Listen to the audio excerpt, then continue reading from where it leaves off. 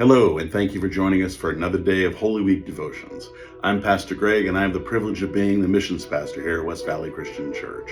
And today we're going to take a look at what happened on Wednesday of Holy Week. Jesus had a routine. He'd wake up early in the morning and then go spend some time quietly alone in prayer. And then he'd get up with his disciples and go into Jerusalem, go to the temple, and teach people about God and what God really wanted from them. He spoke in parables sometimes, and some people would have gotten that immediately, or that would have been exactly what they needed to hear.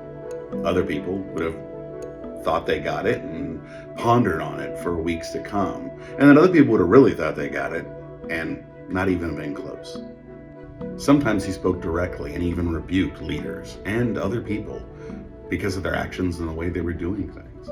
Sometimes he gave very specific instructions about how people should deal with difficult things in life. See, the key element is he met people where they were at, because he loved them, all of them, even the ones that were going to kill him a few days later. So after a day of teaching and answering difficult questions from people, that some of them were just tough questions for them, not for Jesus, but some of them were loaded questions, the kind where people don't really care what the answer is. They're just trying to trip you up and watch you fail. Well, those didn't work on Jesus either, but that would have been a very difficult thing for him to try and get people to really see what they needed to see about God.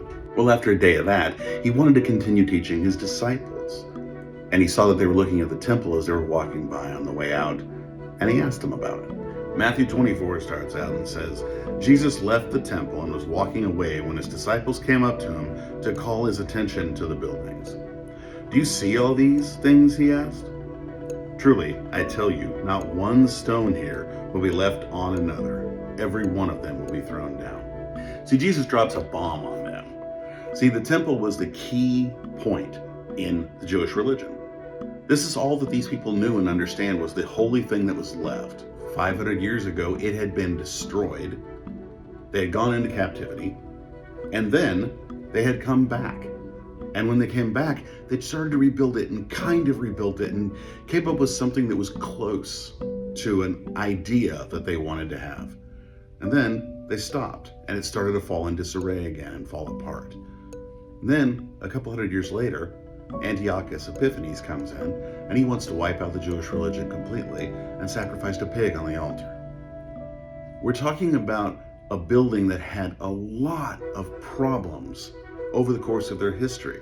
And just recently in their history, Herod had decided he wanted to rebuild it and put a whole bunch of money into it, but along with a lot of Roman design. So it looked like a whole lot of Roman culture as opposed to anything that God ever wanted. Talking about the destruction of the temple would have been earth-shattering to them. See, it still meant a whole lot to them. It just meant a lot less to God. See, Jesus knew that the building was the home of God by choice. The building itself didn't mean anything. The true home was in the heart. He also knew that this would have intrigued them, and they were going to come up and talk to him about it. So he goes up to the Mount of Olives to relax. And this is really just an olive grove on a hill that's adjacent to Jerusalem. And he goes up there to just kind of decompress and deal with the stress of the day in a way that kind of rejuvenates him with his disciples. So of course, they take this time to ask the question. So he responds with verse 4 and 5, and he was about to tell something very confusing to a group of confused men. It says, Jesus answered, "Watch out that no one deceives you, for many will come in my name, claiming I am the Messiah, and will deceive many." See, in reality, what they did was similar in ways to what people were doing early in the day. I mean, they really wanted the information. They just wanted it in a way that they could format it, understand it, and keep it into a small bucket in front of them and carry it with them. They wanted it in a size that they could understand it. It's kind of like asking God the bigger questions in life. One of them, like, why does bad things happen to good people? Well, what we're asking God to do is to take the enormity of the universe and put it into a thimble-sized little answer and hand it to us and say, this is it, so you can hold on to it. I get why we want to do that, but that's not really possible considering we don't have the capacity to fully get it all in one simple way. See, Jesus knew that the answer was important, and he wanted to give them a framework that had a rock-solid anchor. He told them that no matter what, he was the Messiah. He was the anointed one, the one that was assigned by God to bring everything together under him to God. He goes on to say in verses 6 through 14, "You will hear of wars and rumors of wars, but see to it that you are not alarmed. Such things must happen, but the end is still to come. Nations will rise against nation and kingdom against kingdom. There will be famines and earthquakes in various places. All these are the beginnings of birth pains. Then you will be handed over to be persecuted and put to death. And you will be hated by all nations because of me. At that time, many will turn away from the faith and will betray and hate each other. And many false prophets will appear and deceive many people. Because of the increase of wickedness, the love of most will grow cold. But the one who stands firm to the end will be saved. And this gospel of the kingdom will be preached in the whole world as a testimony to all nations, and then the end will come." See, Jesus knew that in just a couple of days, he would be killed. And for the disciples, they would feel like the world had come to an end. I've had a few circumstances in life that have shaken me to my core and made it really easy for me to lose focus. Or, more realistically, to focus on the wrong things. Jesus' message to his disciples was what they needed to hear, and frankly, it's what I need to hear on a regular basis. No matter what is happening around us, Jesus is the anointed one to save us. He's the one that brings everything together and makes them right.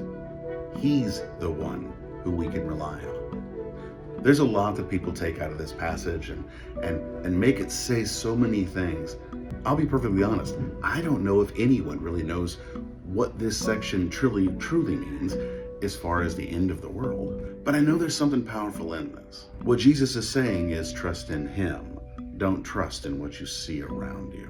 I want to challenge you to take this message and run with it. If you feel like the world is closing in around you and that problems are so hard you just can't see a way out, I want you to write the words, "Jesus is the Messiah," on a Post-it note, on 10 Post-it notes. Put them all around your house if you need to, and focus on that every time you think that the world is stronger than God.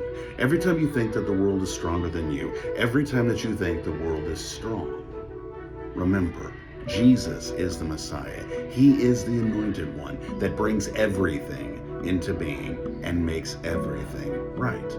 If you're doing good right now, awesome. That's great. I'm going to challenge you as well. I want you to take this message and run to other people. I know that there are people all over the place that do feel like the problems in the world are overwhelming, that the problems in their life are overwhelming, that the things around them look like everything is coming to an end. And those are the people that you can reach out to. Remind them, tell them, help them.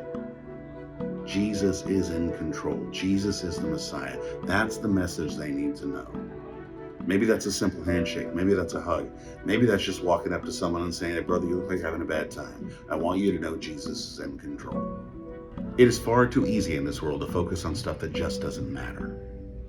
The reality is that Christ gave us life through his actions, and no matter what is happening, he is in control. What matters most is that we hold on to faith in Christ.